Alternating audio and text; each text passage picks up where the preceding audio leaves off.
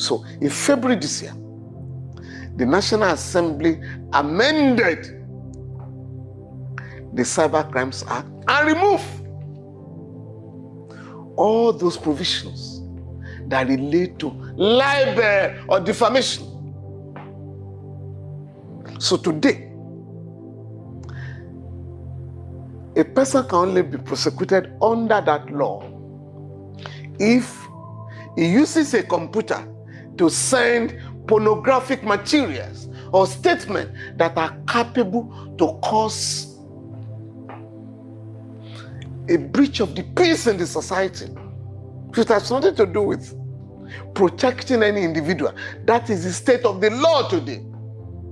So I couldn't have filed a petition under the Cyber Crimes Act because right now I'm defending 2 journalists who were charged, who are standing trial for cyber stalking or whatever, and we have faced serious objections. In one of them, the court had agreed, yes, the law has been amended, but this offense was committed when the law was still valid. We are proceeding to the Court of Appeal. But I mean, on a more serious note, the campaign we are leading for decriminalization has yielded fruits in Liberia, in Sierra Leone, and Ghana. Those countries, the parliaments in those countries, have put together all anti-democratic legislation, anti-press laws, all anti-press criminal laws, and repealed them. So you now have to go to court to sue for libel or slander. Now, Lagos and Edo State have also repealed criminal libel. So, from the statute book, only those 2 states in Nigeria. So, we're trying to get these laws and we're trying to appeal to other state governments to wipe out criminal libel from their criminal codes. So this is the state of for that reason. It's not that there are no other criminal offenses. For instance, injurious falsehood, false information. You know, if you give false information to about somebody to the outside world or to the members of the public, we can lodge a complaint. The only disturbing area in this scenario is the threat to me and one of my 2 daughters. Some of these guys who I believe are mentally deranged are dared me.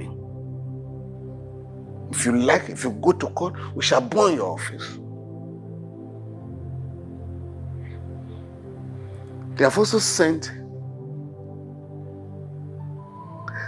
messages to one of my daughters that if your father goes to court, we shall kill you. I beg your pardon, in this country. I just laughed and I asked my girl, don't worry, I will take it up. I've already taken that up. But we must also let these guys know where we are coming from.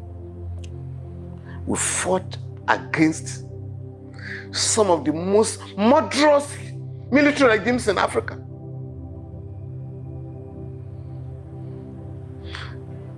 The fact that I'm alive today is Sherlock to the grace of God. You know why? Why? In 1992, the late Chief Ganifa said, the late Dr. Bekon Somkuchi and I were detained in Kuje prisons, from where we were charged with treasonable felony by the Babangida military regime. In 1993, the 3 of us were also detained in Kuje prisons after we had been charged with organizing protests against the annulment of June 12 election in 1996. Dr. Beko Ransome-Kuti had been jailed and was serving prison time, life imprisonment in Katsina. Here and Shehu Sani were jailed together. The late Chief Gani Fahmi was detained in Bauchi prison. I was detained in Mawadashi prison in Jigawa State. Femi Falana was detained in Gumel prison in Jigawa State. That year alone, we were detained for 10 months. I was arrested here on 14th of February, 1996, only to be released on November 20, 1996. It will interest you that the Buhari Idi Agbon regime, military junta, detained me and left me in prison. Babangida released me, but when he was going, he also left us in prison. Right? He left 3 of us in prison. The late Chief Gani Fahmi, the late Dr. Beko Ransome-Kuti and myself. It was the Chonekon contraption. The interim government of Chief Ernest Chonekon that released us. So we've gone through this horrendous experience only to be intimidated now, or only for some rookie radicals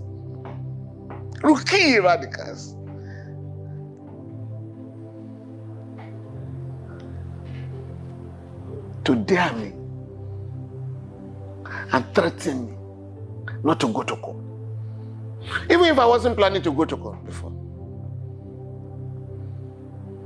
I'm going to call off their bluff and to let them know that we now operate in a country where the rights of everybody must be respected. So for these reasons, I couldn't have filed a criminal complaint. Because when you file a criminal complaint and you ask people, of course, criminal libel still operates in Abuja. If I had gone that route, an arrest would have been made. Charges would have been filed. A conviction may be secured. So what will I gain from that? So I'm not going to report anybody for criminal libel. Let me also get your clarification on this. You stated during the course of your recent interview that you've never had any contact whatsoever with Bobrisky. How about Very Dark Man? Has your chambers ever had anything? No. Never. I've never spoken to him. I've never met him. I do not know him from Adam. No, and I'm serious about this. My son, before this incident, never told me anything about him. It was after that publication that I called him. What happened? And he said, on May 4 this year, this guy called me from the correctional center and he asked him, are you calling through the superintendent of prisons? Say no. Say, please, I'm trying to raise 3 million so that I can be placed in a special part of the prison, as in the VIP section. Man said, please stop calling me. And if you are going to call me next time, do it through the proper channel, or if you are going to write a letter, let it be endorsed. I had to ask him, right? I mean, what gave you that idea about that? You were regularly detained in a prison, so I should be familiar with the laws and regulations. So I know under the law, you can't communicate with anybody outside the prison without going through the official, channel. And if you're going to send a letter, it must be endorsed. So I was being careful and advising. I know you appeal to other people, but that was it. And that was the last time my son spoke to him. It had nothing to do with pardon, right? Because my son knows that we do not charge for pardon. So he couldn't have been discussing or negotiating. And my son has never negotiated fees, our fees with anybody. On the contrary, he sends people here, right, for us to handle their matters pro bono without taking a dime.